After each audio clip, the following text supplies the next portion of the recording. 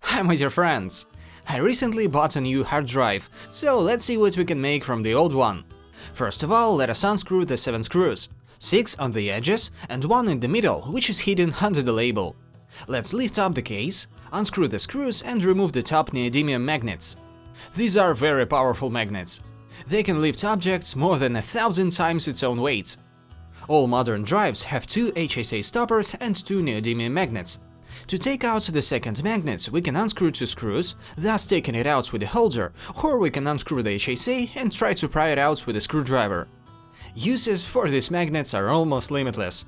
Let's see a few examples. For instance, you can use it for fixing and gripping, for toys, for cleansing of the engine and transmission oil, finding treasures and lost things underwater, remagnetizing other magnets, and so on. The second idea is about making a mini hammery wheel from an old hard drive. To make one, first of all we need to measure the diameter of the disc and put it on the sandpaper. I'm going to do it with the help of compasses. It's better to use fine-grained sandpaper, not to overload the motor. Let's cut out the outer diameter with scissors and the internal diameter with a utility knife. We will glue the sandpaper to the disc, but in case if you don't want to wait and if you want to change the used sandpaper easily, use double-sided tape.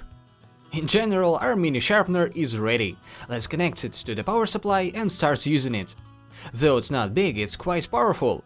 It's enough to sharpen screwdrivers, pencils, chisels and knives. So usually old computer cases make too much noise. One of the causes, except for coolers, is the direct contact of the hard drive and the case. When information is processed, hard drives reach high speeds, and some slight vibrations occur. But later it turns to something far worse when reflecting from the computer case. A small factory defect, bad soldering or even halfway screw will always let you know about them. So to solve the problem, we will need to cut out 4 rubber strips. You can use an old bicycle inner tube, old rubber ball or just a piece of rubber foot pad as in my case.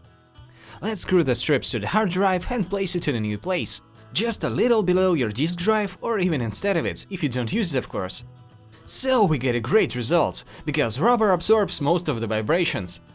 This setup can also be called anti-shock. If you accidentally kick the case, it won't affect the hard drive. By the way, if you have ever did something to your computer that you regret now, share it in the comments and under what circumstances it happened. That's all for now, see you in the next one.